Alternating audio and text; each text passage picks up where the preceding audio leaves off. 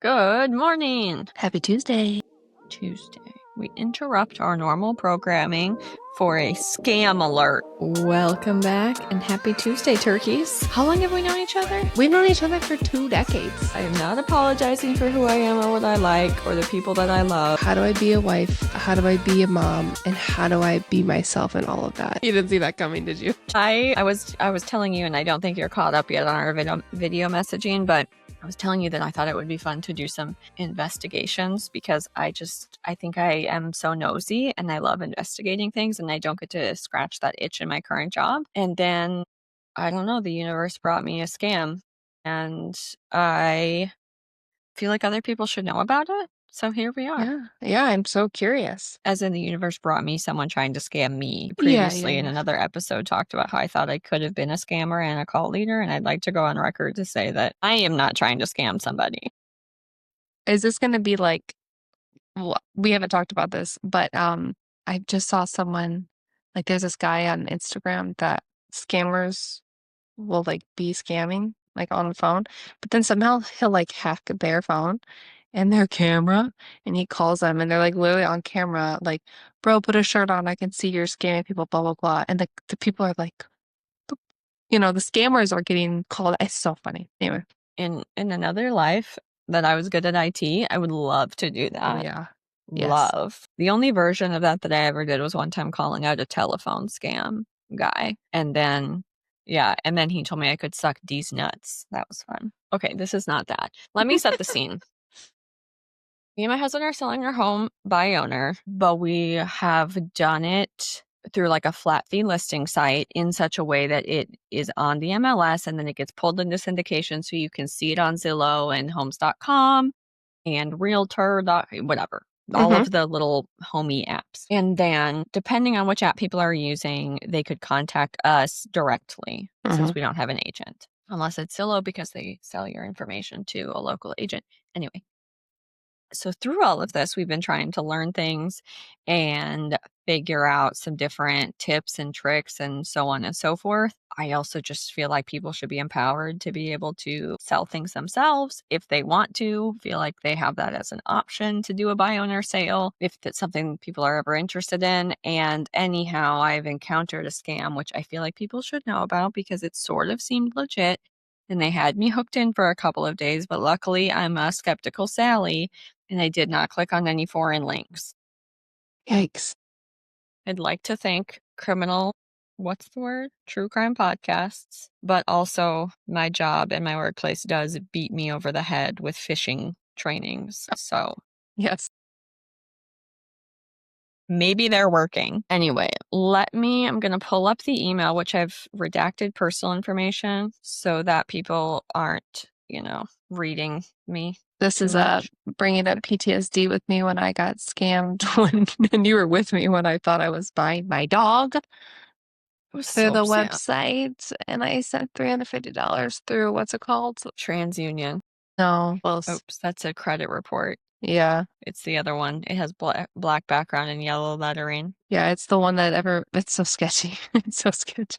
And I'm so sad. But it's crazy because I don't know if we talked about it on the podcast, but I end up finding the same exact dog from the actual owner. And I got the dog.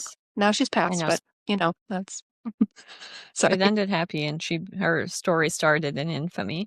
Apparently scams are taking up an increasing amount of the black market and gray market. So these are just things to be advised by. Wow. Anyway, here we go. So I have no problem sharing this email address because obviously this person is full of shit. So here you go. Marie Wessinger. Fucking Marie. It makes sense that they would try to use a woman to do like a woman's name because, it feels less threatening. Yes. And also we all know that when you see those crazy emails that are just a bunch of numbers and letters, that's usually fake. But I mean, this is a real Gmail account. It seems like there's not 1 bazillion numbers. So I wasn't initially thrown off. And also to set the scene, we are living in an area where there are a lot of buyers who are coming from out of state. So this whole story is not exactly out of question. Anyhow, so this person basically says, my husband and I are planning to relocate to Florida soon. We're looking for a reliable real estate agent or property owner to assist us with purchasing a home. After looking at or learning about your work, we believe you could be a great fit for us. We're hoping to work with an experienced agent, blah, blah, blah. So they go on. They say can coordinate with both us and our lawyer, ideally through Zoom meetings. And then can you let us know if you're available? So Weird. at first, at face value, I'm like, okay, the whole thing with like talking about a lawyer seems a little bit weird. Also, if you were working with an attorney, wouldn't they contact me on your behalf if you were paying them? All of that seemed like kind of odd, but also sometimes people are just odd. So whatever. I also, the whole thing about, we like your work and you're a good agent. I was able to kind of mentally write that off thinking, okay, they saw the agent listed on our home listing because the flat fee listing service does show an agent because you do need someone who has a real estate license to post on the MLS. Anyway, that's kind of the background. Again, we are trying to sell our house. So even if something seems sort of weird, I'm going to make sure I'm not disclosing any information that's overly personal, but I have to treat things as real things until I know otherwise, right? So I end up responding, basically saying, good evening. Here's my name. She had reached out to Jason. I think his actual name is the one that's listed as the property. Anyhow, I basically just go on to say, we're selling this by owner. I had referenced our address. This is the title company that we plan on working with. You can view our home on these websites. We'd be happy to schedule a phone or a video call. I can be contacted directly at this number. Also, keep in mind, just for purposes of this whole thing, I created a Google number because I'm not going to be out here giving randos my direct personal phone number. Smart. Okay. So that was on August 18th. She waits 3 days. So to her credit, she is not like banging down the door of urgency, which is usually a red flag. Yes. So that also sort of gave her a little bit of credibility. And then she says, we're planning to relocate to Florida. Again, everybody in Jesus seems to be doing that lately. Yeah. We like the house. We're interested in moving forward with the purchase as soon as possible. It gets a little bit rushy there, but again, there are people who buy shit in this neighborhood sight unseen with cash. It's not unheard of. So we're like, okay, let's see. So she says, let's set up a Zoom meeting to discuss steps. It would be with myself and our lawyer. Can you share your availability? So I'm still taking this seriously until I have a reason not to. So I'm like, yes, we'd be happy to set up a Zoom meeting. I propose some times. At this point, I am starting to kind of think to myself that something could be weird. My hackles are up a little. So I specifically said, is there an email address for your attorney that you'd like me to include in the Zoom invite? Smart. Because I had also done open web searches for that name and that email address with any sort of social media or LinkedIn profiles, and I couldn't find anything. Which is odd. Like usually somebody has some type of presence. Anyway, so she writes back and she says 5:30 tomorrow is fine with us. So again, they picked the soonest time, but I made a point to tell them, yo, we're having an open house. So you can now see my email address in which I go in and set up the Zoom meeting, because at this point, again, I'm feeling a little skeptical. So I was like, all right, I want to have control over the meeting because I'm not going to click on some random person's link. I had also been using AI at this point and asking about, doing some research on scams. And it specifically said that for sale by owners are usually the ones that are targeted for stuff like this because they assume that they have less experience than a real estate agent. So, let's see. Yikes. Pull this open. So I send them that. She immediately says, oh, sorry, we already had a Zoom set up. So now I'm officially like, okay, this is definitely fake. And to compare... I write, I don't see an invite for a meeting. We can go ahead and use the link I sent you to ensure everyone has access. We've invited a representative from our title company in the event there are any specific questions that we wouldn't be able to answer. That was a lie, but it sounded good. I love it. I was like, again, just in case this is some kind of a buffoon that doesn't know how to use the internet or they don't know how to access a meeting unless they initiate it. I'm not going to sound like an asshole immediately. Of course, then this host sends me You're so smart. a link. Yeah, that looks sketchy. So they do the little copyright thing, but I copy and pasted this so that you guys could see, because I'm obviously not going to click the link, and this is a PDF. But her link that she sent was this when I hovered over. So I actually hovered over this and then copy and pasted it into Grok and said, will you analyze this link for me? That's so weird. It even says like Zoom Nivite instead of invite. Yes. Gosh. So that was a little bit weird. And anyway, so I was just highlighting, like, they try to make their email seem legitimate. It's helpful, I think, the visual, knowing that this is a real link and it creates a thumbnail automatically, and theirs did not, which was interesting. And then upon my research, you will normally see the address for a Zoom invite is going to be either zoom.us or zoom.com.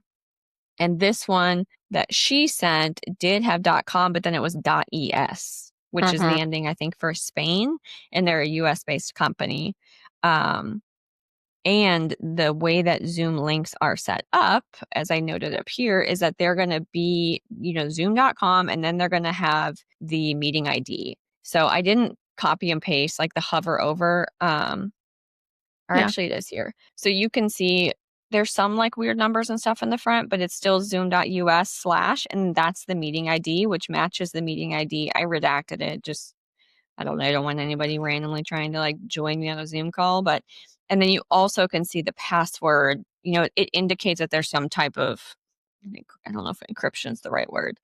Anyhow, well, so even that was in there as well. That's so sketch. But then like scroll up to what she sent you.